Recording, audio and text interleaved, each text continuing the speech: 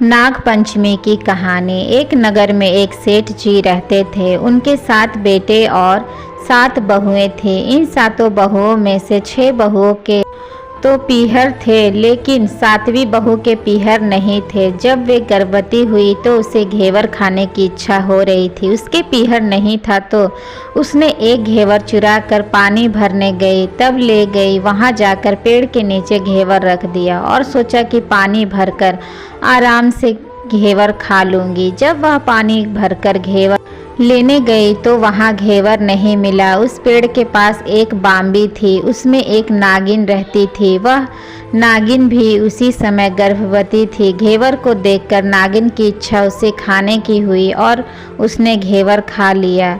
उस नागिन ने सोचा कि यदि साहूकार की बहू मुझे गाली देगी तो मैं उसे डस लूँगी, और यदि कुछ नहीं कहेगी तो इस बिना पीहर की पीहर दिखा दूंगी। साहूकार के बेटे की बहू ने कहा कि शायद कोई मेरी जैसी ही होगी जिसने यह घेवर खा लिया।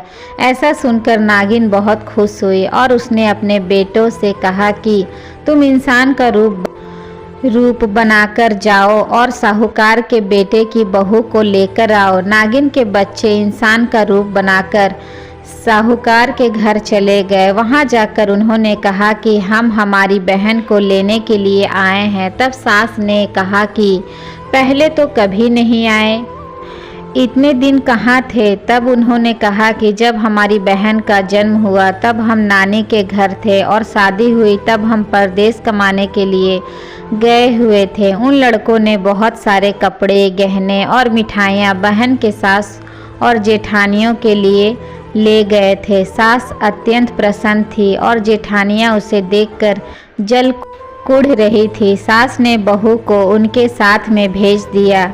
बाम्बी के पास जाकर उन्होंने कहा, बहन हम नाग हैं। उस दिन जब तुमने पेड़ के नीचे घेवर रखा था तब तुम्हारा घेवर हमारी माँ ने ही खाया था। उन्होंने तुम्हें अपनी बेटी माना है, इस नाते से तुम हमारी बहन हुई। बहन अब तुम हमारी पूँछ को पकड़ लो और डरना मत। उनके कहने पर वह पूँछ पकड़कर बाम्बी में चली गई। वहाँ पर उन्होंने उसे बहुत लाड प्यार और सुख से रखा।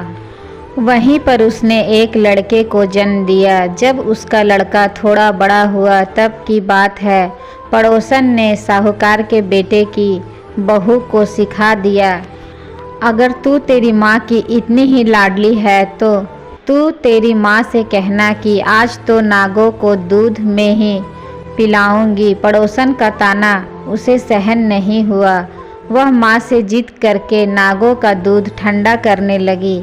अभी तक दूध ठंडा नहीं हुआ था, उससे पहले ही उसके बेटे ने घंटी बजा दी।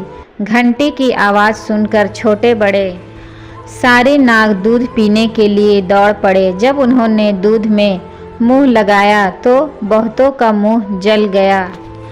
तब नाग क्रोधित होकर बोलने लगे कि हम बहन को काटेंगे। उसकी माँ ने उन्हें समझाते हुए कहा कि इसे मत काटो, यह तुम्हें आशीष देगी। तब साहूकार के बेटे की बहू ने कहा, जियो मारा नाग नागिने, जियो मारा खाडियो औरैया वीर वीर उठावे, देख नीरो चीर चीर तो फट जाओ पन वीर जीता रेवे। थोड़े दिन बीत जाने के बाद पड़ोसन ने फिर से ताना मारा कि यदि तेरी माँ तुझ पर विश्वास करती है तो तुझे 7वें कोटे की चाबी देती। उसने माँ से जिद करके चाबी ले ली और जब ताला खोला तो अंदर झूले में बाबा नाग झूल रहे थे। उसने बाबा नाग से कहा, सत सिया राम बाबा। उन्होंने कहा कि तूने सत सिया राम कर लिया, वरना मैं तुझे डस लेता। तब उसने कहा कि आप तो मेरे पिता हो, मुझे कैसे डस सकते हो? और बोली, जियो नाग नागिन जियो बासुकी नाग, जिन मेरो लाड लड़ाया 9 करोड़ को हार। नाग देवता ने उसको 9 करोड़ का हार दे दिया। माँ ने अपने बेटों से कहा, बाई तो अब बड़े घरों में हाथ डालने लगी है, उसे घर पहुँचा दो। नागों ने साहूकार बेटी की बहू को बहुत से गहने कपड़े दिए और ससुराल पहुंचा दिया। थोड़े दिनों की बात है, उसका बच्चा झाड़ू तोड़ रहा था। ताई ने कहा, झाड़ू मत तोड़, इतना तोड़ने का शौक है तो तेरे नाना मामा के यहाँ से लाया होता। सांपों ने सुन लिया, माँ से जाकर कहा। माँ ने कहा, 2 झाड़ू सोने की बनवाओ, 2 चांदी की बनवाओ और दे आओ।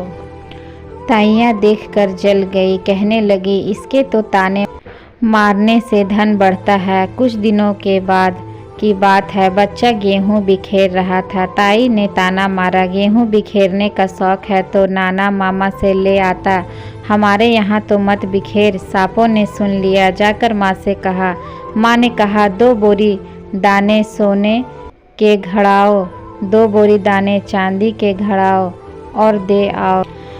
ताइयाँ और जल गई, कहने लगी, इसे ताने मत मारो, इसका धन बढ़ता है। छोटी जिठानी लकड़ी लेने गई, वहाँ सांप था। उसने सोचा सबसे छोटी को भेजना चाहिए, सांप उसे खा जाएगा तो मुसीबत मिट जाएगी। छोटी बहू लकड़ी लेने गई तो वहाँ सांप बैठा था। बोली, भैया राम राम। सांप ने झट से बिछुए दे दिए, पहनकर छम छम करती चली आई। जिठानियाँ देखकर जल गई। 2-4 दिन बाद पान की गठियों में एक सांप देखा तो बड़ी जिठानी ने सबसे छोटी को पान लेने भेजा। उसने सोचा आज अवश्य सांप काट लेगा। सांप को देखकर छोटी बोली, भैया घर के क्या हाल चाल हैं? घर में सब ठीक तो है? सबको मेरा राम राम कहना। सांप ने मुंदड़ी पहना दी। जिठानियाँ फिर जल कुड़ गई। उसका पति दुकान से आया, तब सिखा दिया कि तेरी बहू के तो सांप बिच्छू से दोस्ती है। साहूकार का बेटा अपनी बहू से रात को कहने लगा, सच सच बता, सांप बिच्छू तेरे क्या लगते हैं जो तुझे काट खाने के बजाय गहने देते हैं? बहू ने कहा, वो तो मेरे भाई भतीजे लगते हैं। फिर उसने सारी बात अपने पति को बताई। पति ने कहा, तो क्या तेरे भाई भतीजे तुम्हें ही बुलाते हैं, कभी अपने जवाई को? यानी हमें तो बुलाते नहीं। आने कोने में छुपे सांपों ने बात सुन ली तो जाकर अपनी माँ से कहा। माँ ने कहा, दोनों को बुला लाओ। वे इंसान का रूप बनाकर दोनों को वह बच्चे को बुला लाए। खूब कपड़े गहने देकर तीनों को विदा किया। ऐसा समर्थ पीहर नाग पंचमी की कहानी कहने वालों को, नाग पंचमी की कहानी सुनने वाले सबको मिले जैसी अनपिहरी वो पहले रही थी, किसी को भी ना रखे। तो दोस्तों, नाग पंचमी की ये कहानी आप लोगों को कैसी लगी हमें कमेंट बॉक्स में कमेंट करके ज़रूर बताइएगा। अच्छी लगी हो तो चैनल को लाइक शेयर एंड सब्सक्राइब जरूर कर लीजिएगा। मिलते हैं नेक्स्ट स्टोरी के साथ, तब तक के लिए धन्यवाद।